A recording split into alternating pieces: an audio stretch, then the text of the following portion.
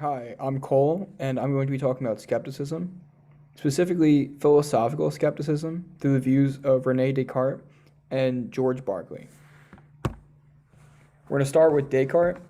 Descartes introduces the problem of skepticism in his first set of meditations, his first meditation.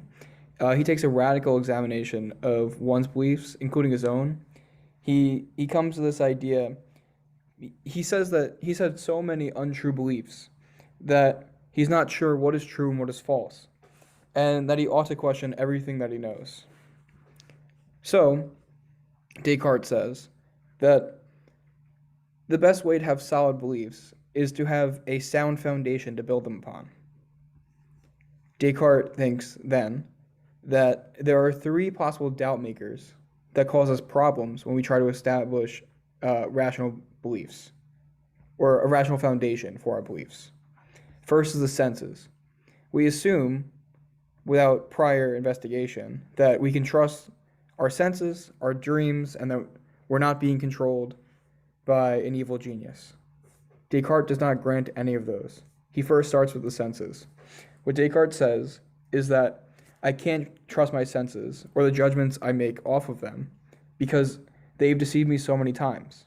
I can't trust absolutely that what they are telling me is real. An example might be perception of something in the distance.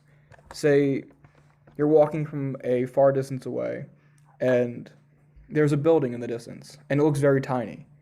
But as you walk up closer and closer to it, it grows in size. Your senses were deceiving you. It wasn't truly as it seemed. Or a stick in the water and it refracts and looks like it's bent, but it's not. Your senses aren't giving you the true appearance of reality. Second doubt maker is dreams. Descartes argues that we can't tell whether or not we are really in a dream or not.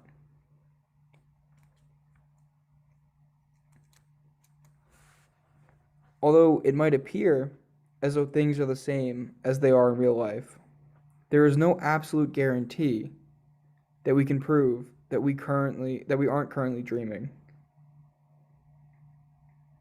And finally, Descartes brings up the idea of an evil genius. An evil genius would be someone as powerful as, say, a god or the god, except for Descartes, God is all good and all powerful, so this would just be the all powerful part. That's why it's the evil genius. God couldn't be evil. So, what Descartes says is suppose there was an evil genius who had the power of God, and they chose to deceive me in any way possible. Anything that I thought I still had left, they could deceive me of. The entire reality around me could be manipulated by this evil genius.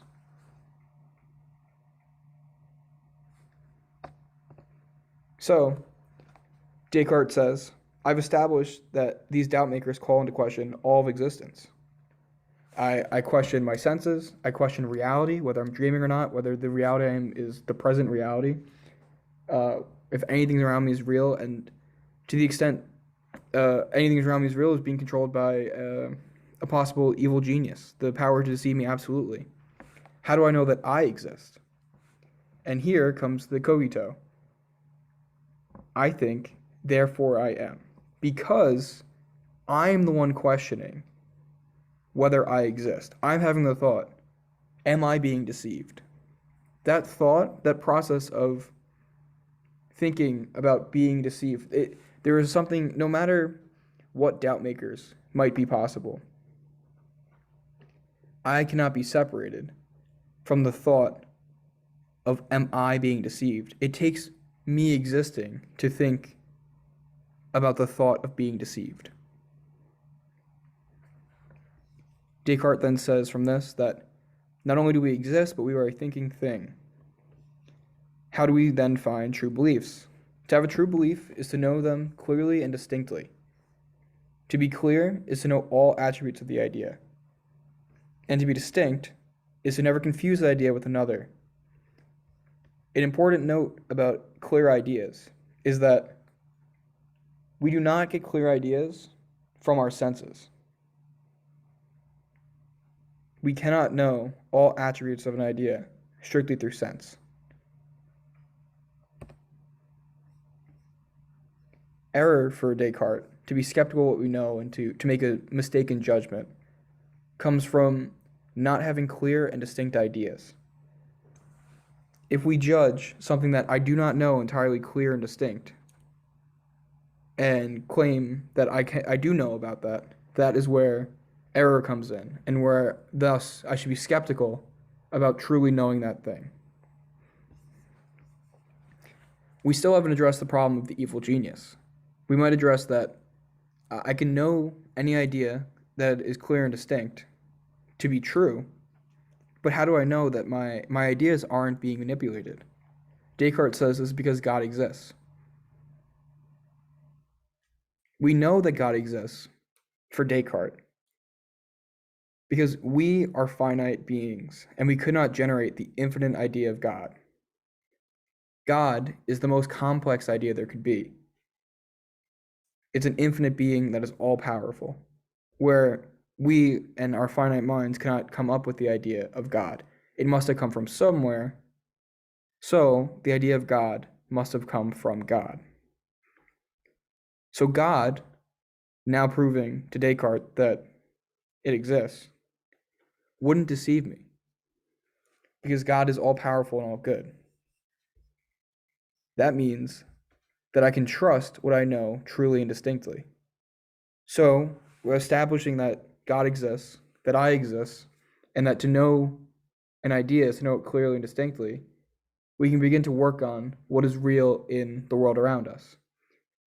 Any idea that I know clearly and distinctly, I can ensure is not being manipulated, because God is ensuring that I can form true and distinct beliefs.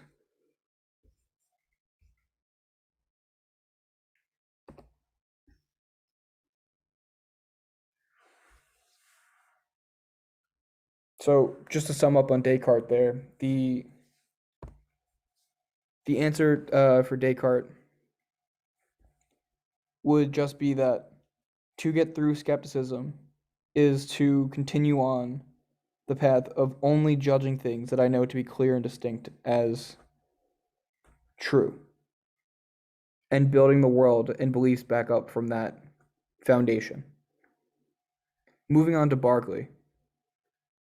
Berkeley. Um, Berkeley looks at philosophy and questions how all of those who are looking for truth end up so doubtful. Like how Descartes, for example, is going into the study of philosophy, of truth and knowledge, and ends up not trusting his own senses. Senses can't be known clearly. I don't know everything that I'm sensing absolutely. Thus, I can't trust my senses. Not entirely. So, Berkeley is saying that philosophy is supposed to be a search for truth and knowledge. And it doesn't seem to be working currently, because the more educated that people are getting in these areas, the more lost and doubtful they're becoming. So, he says that he wants to correct this skepticism. He claims that the source of their skepticism is that they doubt their natural abilities. They say that my natural senses and abilities aren't good enough. They were only created to support our survival, and they're not suited to answer greater questions. Berkeley disagrees with this.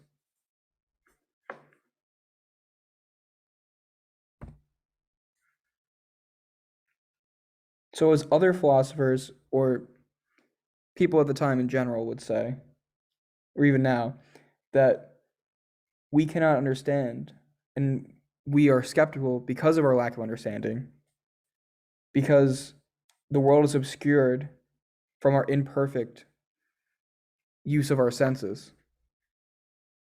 So we must always be skeptical of the world around us and truth.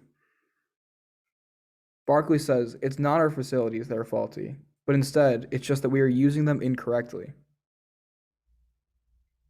He says, why would God give us the desire for knowledge if it was unattainable? If we would always be left feeling skeptical? As far as we could search, we could never know the truth of the world around us, but at the same time have been implanted with the desire to seek truth. So, Berkeley moves on to say that we are the cause of our own skepticism. As he says of the philosophers who he's referring to, he says they cause their own skepticism, and he says this of them. The difficulties, referring to the skepticism that they, in his mind, give to themselves, block up the way to knowledge, and are entirely owing to ourselves that we have first raised a dust storm and then complained we cannot see.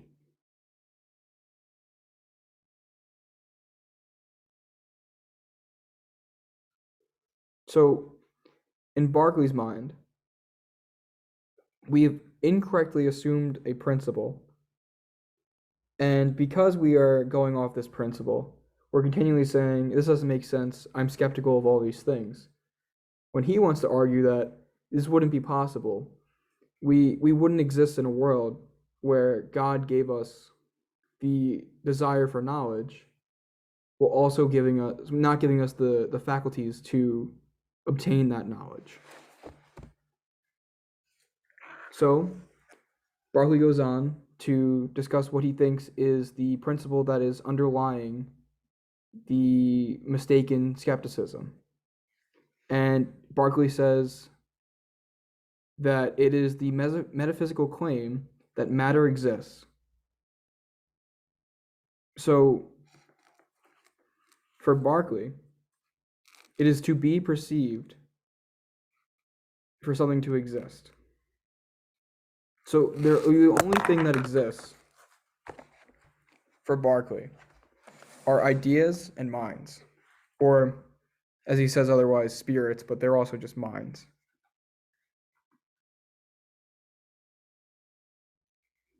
Berkeley's argument that matter does not exist, or just objects, matter, anything outside of minds and ideas, is that we perceive objects, and when we do this, we do it through sense. What is going on when this is happening is we're perceiving the ideas of sensation. So when I touch something hot, I am just having the idea that something hot is happening, that my sensation is coming to me. The way I know that it's hot is the idea of that was hot is in my mind. We only experience sensations through ideas. So we only perceive ideas. Objects and matter must all be ideas.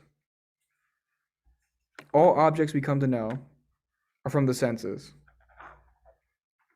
We perceive all senses as ideas, so all objects are ideas. Only minds and ideas. All objects we come to know are from the senses. We perceive all senses as ideas, so all objects are ideas. It is because our senses only give us knowledge in our mind of ideas that even if external bodies were to exist, we would not be able to know. The only thing that we can perceive is the idea.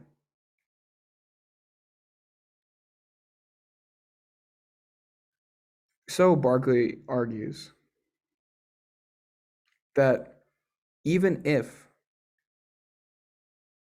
there were material objects outside of the mind, it would make no sense for God to create them, because we would never be able to interact with them. We would never be able to verify whether they really existed.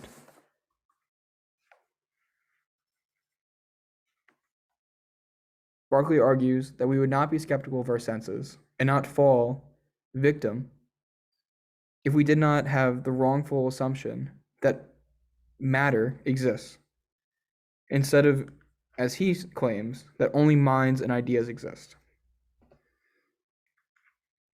Are these arguments successful?